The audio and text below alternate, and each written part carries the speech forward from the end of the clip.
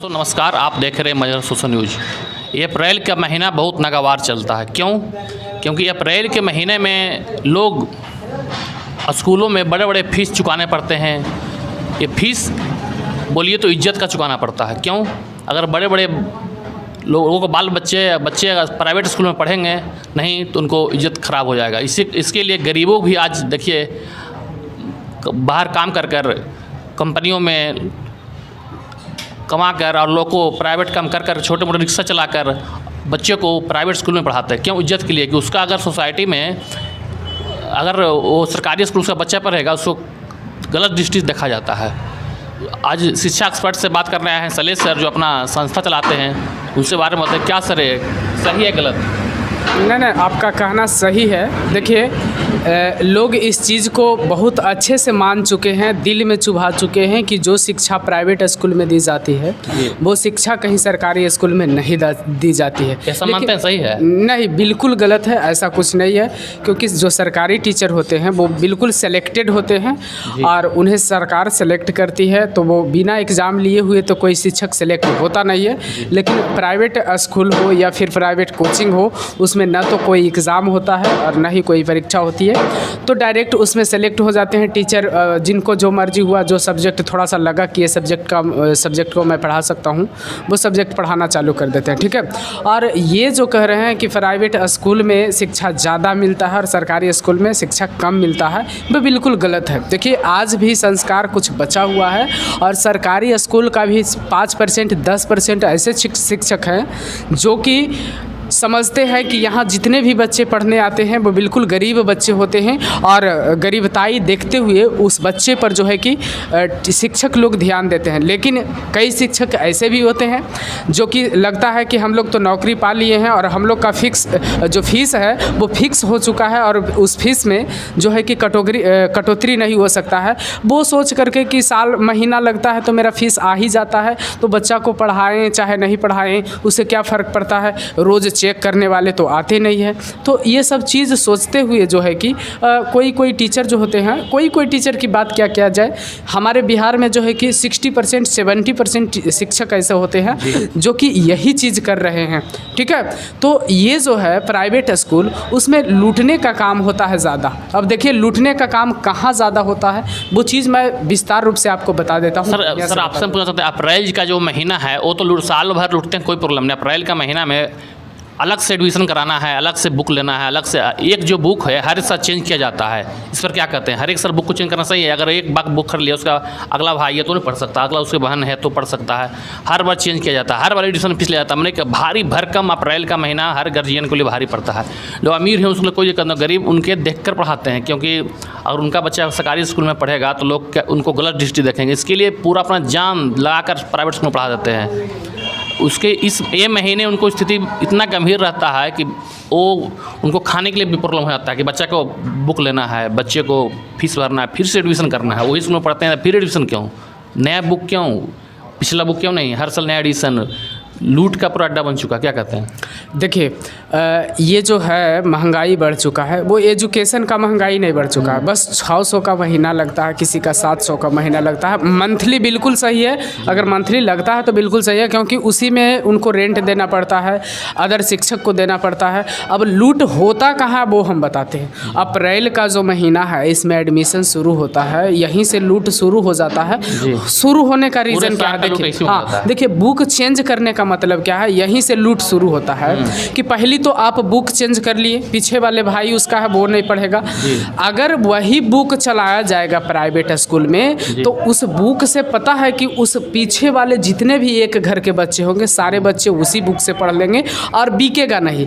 दूसरी बात ये है कि जो बुक बिकता है वो बुक का जो दुकान होता है ना, बिल्कुल वो स्कूल वाला का ही दुकान होता है। नहीं, स्कूल में ही बेचता है, स्कूल कॉपी स्कूल में लीजिए, बुक स्कूल में मिलेगी ये सारा। कितना स्कूल में ऐसा भी होता है कि पर्ची बना करके दे दिया जाता है कि आप इस दुकान से बुक लाइएगा, इस दुकान में पूरा बुक अवेलेबल है, पूरा बुक मिल जाएगा, है ना। तो ये जो दुकान होता है ना वो बिल्कुल उनसे कॉन्टेक्टेबल दुकान होता है और उसी में जाने के लिए बोलते हैं। तो परसेंटेज के हिसाब से स्कूल में दिया जाता है। तो स्कूल प्राइवेट एजुकेशन भी महंगा नहीं है, लेकिन इसको बिजनेस की दृष्टि से महंगा कर दिया गया है कि हम लोग का इनकम बढ़ेगा तो बढ़ेगा कैसे भाई। काहे कि प्राइवेट स्कूल के जो प्रिंसिपल होते हैं, डायरेक्टर होते हैं, वो तो सिर्फ बच्चा के फीस से महाराजा तो होंगे नहीं, और उनको बनना है महाराजा, क्योंकि उद्देश्य ही उनका ये रहता है कि जब तक हम महाराजा बनेंगे नहीं तो हम स्कूल खोलेंगे काहला, बिजनेस करेंगे काहला।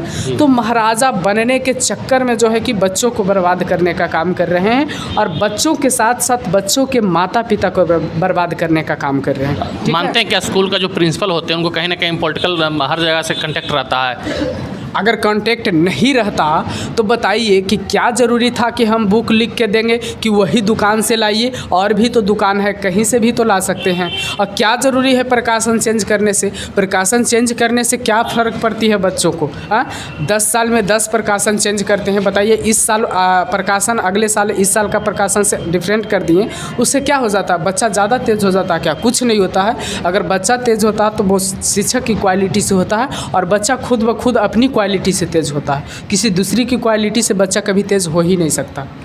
उनको तो फायदा नहीं, लेकिन स्कूल को करोड़ों का इसमें गेम हो जाता है, करोड़ों का अरबों का गेम होता है, बड़ा बड़ा स्कूल में हो जाता है। इसके लिए इसमें घाटा किनको होता है? जो गरीब माँ बाप होते हैं, जो बच्चों को प्राइवेट स्कूल में पढ़ाना चाहते हैं, उनको काफ़ी घाटा नुकसान एक महीना में सहना पड़ता है। देखिए, घाटा सबको होता है। जिसको 10,000 का मंथली है उसे भी घाटा है, जिसको 20,000 का मंथली है उसे भी घाटा है, जिसको 30,000 का मंथली है उसे भी घाटा है। लेकिन ये कहिए कि घाटा का अनुभव जो झेलना पड़ता है वो सबसे ज़्यादा झेलना पड़ता है गरीब आदमी को। अमीर आदमी को वो देखकर हो जाता है, अनुभव नहीं होता है कि हमें कितना पैसा खर्च हो रहा है, क्योंकि उनकी अर्निंग जो है वो ज़्यादा है, इसलिए अर्निंग के हिसाब से उनको पता नहीं लगता है कि मेरा खर्च क्या है। लेकिन गरीब आदमी को ये चीज़ का प्रभाव पड़ जाता है, जो कि अभी गेहूं का समय है, मसूर का समय है, वो बेचते हैं, उसके बाद अपना बच्चा को पढ़ाने के लिए आज बेचें और आज ही बेच करके पैसा को जमा कर लेते हैं कि इतना बच्चा 24,000 25,000 इतना पैसा जो है मेरा बच्चा को पढ़ने में खर्च होगा। वो पैसा को सेपरेट रख लेते हैं, उस पैसा का कोई काम नहीं करते हैं, बल्कि उसके लिए 2 दिन भूखा ही क्यों न रहना पड़े, लेकिन उस पैसा का दूसरा काम वो नहीं करेंगे, क्योंकि उनको बच्चा को आगे पढ़ाना है। सरकार क्या कहती है, इस पर रोक लगना चाहिए? नहीं, बिल्कुल लगना चाहिए, और सरकार को इस चीज़ को देखना चाहिए। और सरकार सिर्फ अपना सरकारी स्कूल पर नहीं ध्यान देते हुए बिल्कुल प्राइवेट स्कूल, प्राइवेट कोचिंग हर एक दृष्टिकोण से देखिए, क्योंकि अगर कहीं भी गलत होता है तो ये प्राइवेट संस्थान है, वो क्या सरकार की नहीं है? अगर सरकार गद्दी पर बैठे हुए हैं तो हर एक जगह यहाँ पे सरकार का ही आप ये नहीं, मतलब बड़े बड़े जो स्कूल होता है उससे डायरेक्ट पॉलिटिकल से कांटेक्ट होता है, उसका प्रिंसिपल, उसका बड़ा चेयरमैन, उसका जो को होते हैं सीधे विधानसभा में होते हैं विधायक के रूप में, सब स्कूल उन्हीं का जाता है। हाँ, पॉलिटिकल साइंस के कारण ही बढ़ जाती है। इसलिए विधानसभा में मानते हैं कि आवाज़ नहीं उठता इसके लेकर। इसलिए नहीं उठता है ना कि सरकार अगर इस पर मुद्दा उठाएंगे, चर्चा उठाएंगे, आंदोलन करवाएंगे तो होगा क्या ना कि सरकार को जो टैक्स मिलती है भरपूर प्राइवेट स्कूल से, वो टैक्स मिलेगा? नहीं मिलेगा ना, टैक्स नहीं मिलेगा। और टैक्स लेने के लिए जो है कि इनको नहीं बोलते हैं कि तुमको जितना लूटना है वो लूटो, हमारा खाली टैक्स भर दो, बस कहानी खत्म। लास्ट में क्या अपील करना चाहता है सरकार से? सरकार से मैं अपील करना चाहता हूँ कि बिना टैक्स लिए हुए, क्या ये कॉपी जो है 30-30 रुपया का एक पतला कॉपी आता है, गरीब का बच्चा कैसे पढ़ेगा? इसलिए अपील करता हूँ कि जितना भी एजुकेशनल है, जैसे एजुकेशन का प्राइवेट स्कूल है, उस पर जो GST लिया जाता है ना, इनकम टैक्स लिया जाता है, ये सब बिल्कुल नहीं लिया जाना चाहिए। बस नहीं, सिलेबस भी नहीं चेंज होना चाहिए। बस ये कह देनी चाहिए कि आप हमको टैक्स नहीं दे करके आप फीस कम कर दीजिए, बस वही मेरा टैक्स के रूप में हो गया, ठीक है ना। तो मैं यही कहना चाहता हूँ कि अगर आपको सुधारना है तो कुछ ना कुछ करना पड़ेगा, और कुछ ना कुछ बर्दाश्त करना पड़ेगा आपको कि टैक्स नहीं लेना होगा, है ना। और जो भी बच्चा होता है ना ना, वो टैक्स के रूप में समझिए, आप उसे वरदान के रूप में दे रहे हैं, ताकि जो बच्चा को लगे कि अब 30 रुपया वाला कॉपी 10 रुपया में मिल रहा है, कॉपी पर जो आप GST ले रहे वो नहीं हैं लगना बिल्कुल हटा देना चाहिए वो GST, नहीं तो बच्चा नहीं पढ़ पाएंगे, गरीब के बच्चा। अगर आपको चाहते हैं कि भारत मेरा विकास करे तो सबसे पहले छोटी छोटी बात पर आप ध्यान दिया करिए, तभी जाकर के भारत का विकास होगा। ठीक है।